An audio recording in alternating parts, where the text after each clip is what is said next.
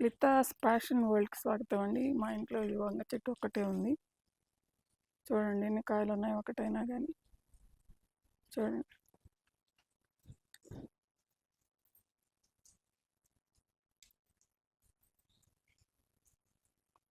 చూడండి ఎంత బాగా కాసాయో.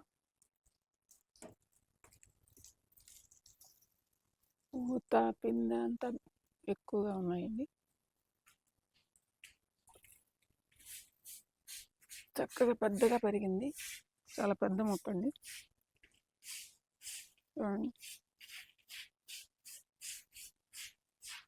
బాగుంది కదా. కాయలు